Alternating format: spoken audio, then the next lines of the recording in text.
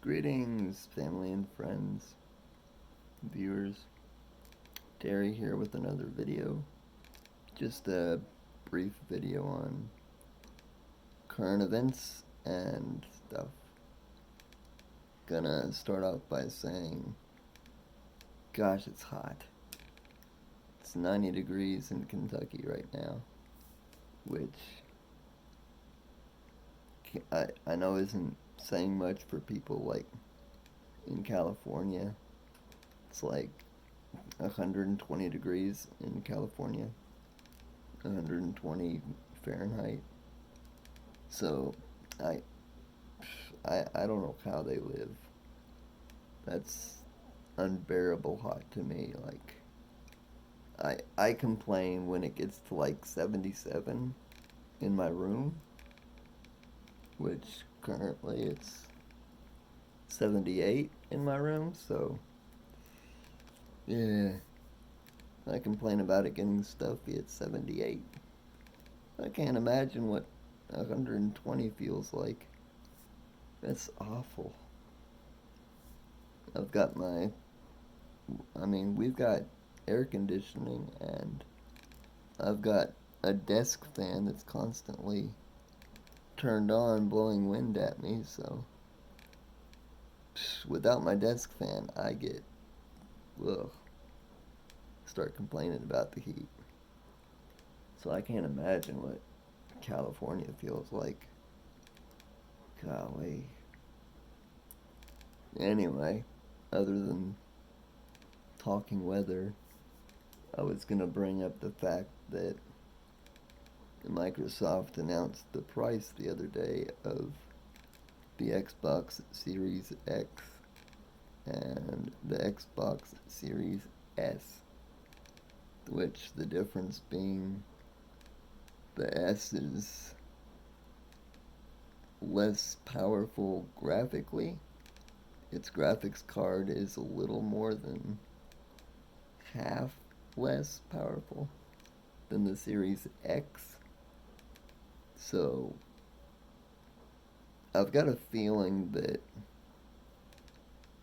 gamers that care about the best performance, they're just going to go out and buy the Series X, even though it's more expensive. Just because there's that feeling like you're not getting the best experience. And I know for a lot of gamers it really bugs them, the feeling of missing out. FOMO. They have FOMO about their gaming experience.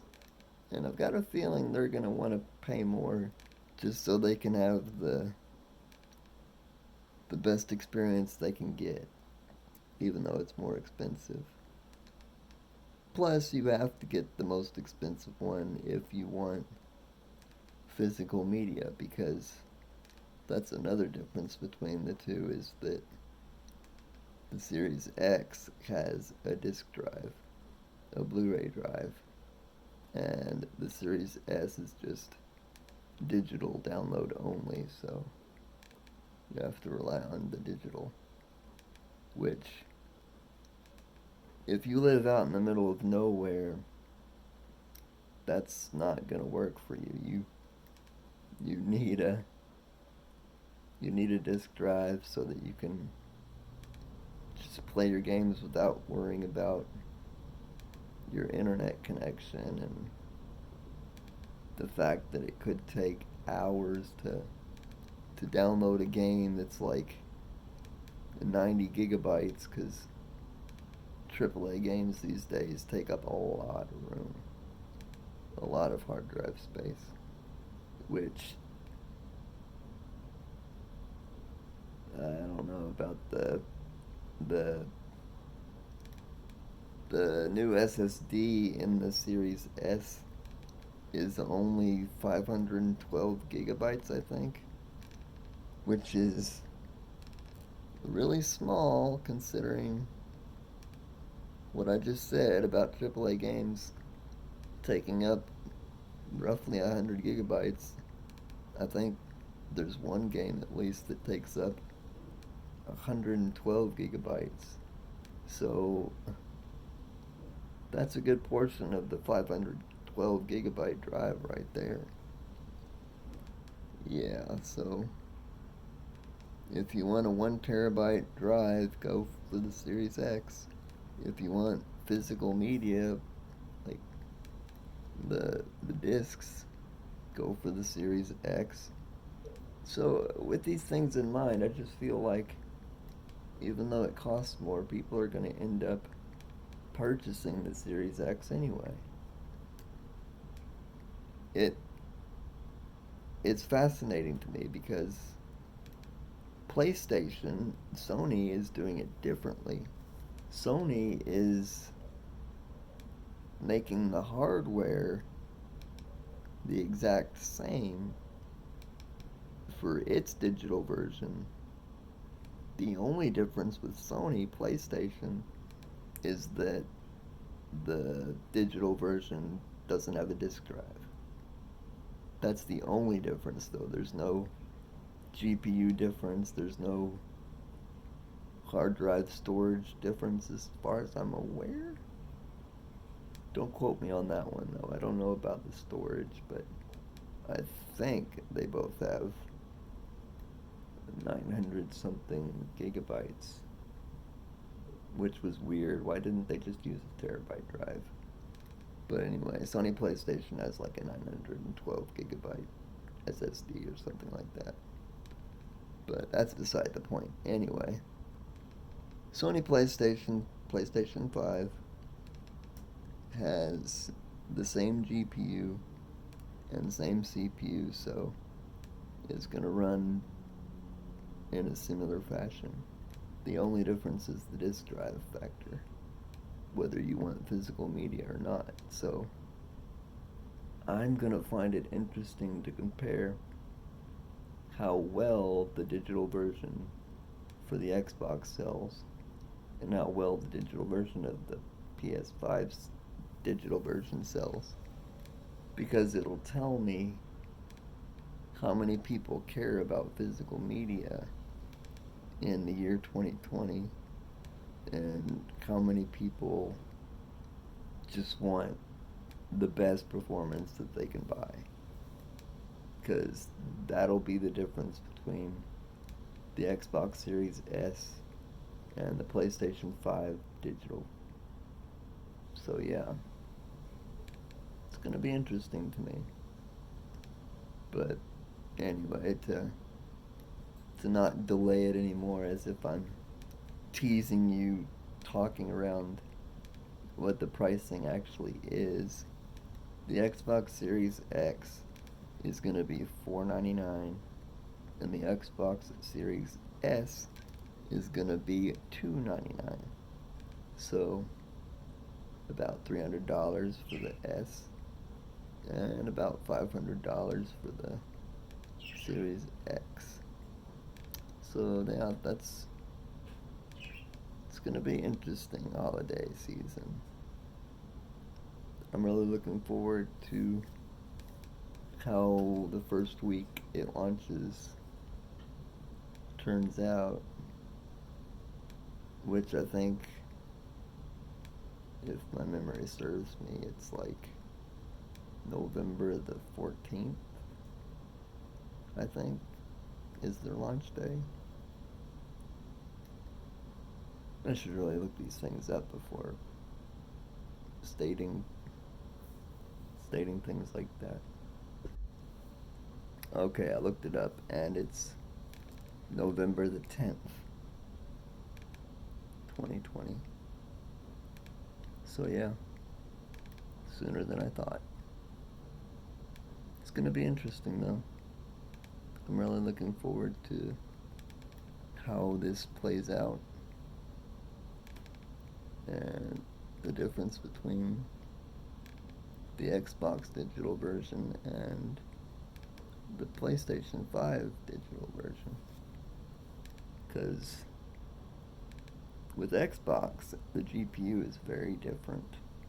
You get like 4 teraflops in the Xbox Series S, and you get 12 teraflops in the Series X. So that's a huge graphics difference. But keep in mind, the Series X is targeting 4K gameplay, so if you have a 4K resolution screen, no wonder it needs the 12 teraflops to drive all those pixels. And with 4 teraflops, they're targeting 1440p, which is 2K resolution, I guess you'd call it. So it's better than 1080p. It's not 4K, it's about half of what 4K is. But yeah, 4.4 teraflops is, I guess, essentially half of 12. Well, a little less than half, but whatever. Anyway, it's quite a bit less, but I'm sure it'll be fine. It's still leagues better than the Xbox X, even though the amount of teraflops is less than the Series X. Or no, see, this is confusing with all the Xbox X and Xbox Series X. So confusing. But anyway, the Xbox Series S has 4.4 teraflops, and the Xbox X, the console that came out years ago, only has 6 teraflops. So you're thinking, well, that's worse. That means this new Series S has less of a GPU. Yeah, GPU wise, it's 4.4 teraflops, which is 2 teraflops less than the Xbox X, but you're not getting, I mean, the experience is still going to feel great because the CPU is going to be way better than the Xbox X. And I feel like with gaming, it's really the CPU that's holding us back, not the GPU. I've noticed in a lot of benchmark videos and gaming videos, there's a huge limitation of what we're capable of doing, and it's not because of the graphics card. It's totally the CPU holding us back. CPU technology is getting better and better, but the RTX 2080 Ti, they could only go so high. They couldn't get any higher, and we just had to wait for a new CPU to come out to push those frames to a higher number. But yeah, and I'm just rambling now. My talk on this subject is really done. Talked about the Xbox Series X and S and the pricing. It's just, I don't know. I'm excited. Can you tell? I love this stuff. I love analyzing the market and tech news and stuff. But yeah, I'm done. That's it for this video. Oh, one last thing to mention. I got a new phone because, like a moron, I got massive screen burn-in on my current Google Pixel 3. That's the problem with AMOLED displays.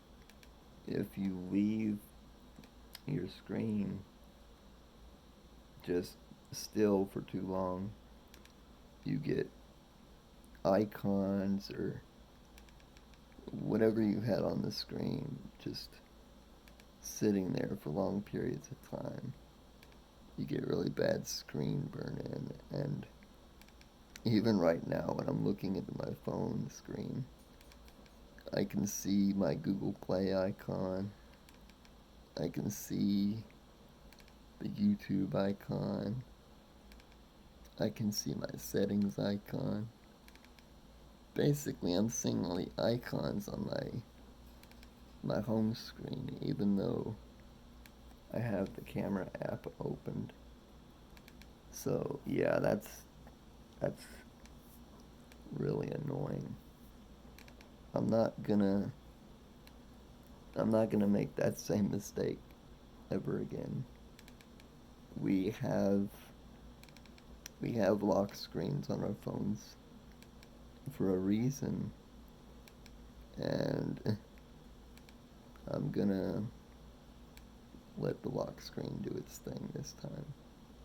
I'm not gonna leave the phone display on the home screen on all the time. That was dumb of me, and I won't do it again. But yeah, like a dummy, I went to the debug settings and played around with the debug settings to prevent the phone from going to lock screen, because I don't like having to unlock it every time I want to use my phone. But there's a reason why there's a lock screen. It's to prevent screen burn-in on OLED devices. If you have an IPS screen, like my previous phone had an IPS display, I didn't have to worry about screen burn-in. So, yeah. Anyway, I ordered a Google Pixel 4a, and it just arrived this morning. So, I can't wait to play with it, and I'm also recording this video right now because I want to compare the microphone audio and the visual audio of the front-facing camera and see how well it records, both visually and audibly. So yeah, look forward to that video. Till then, take care and have a lovely day.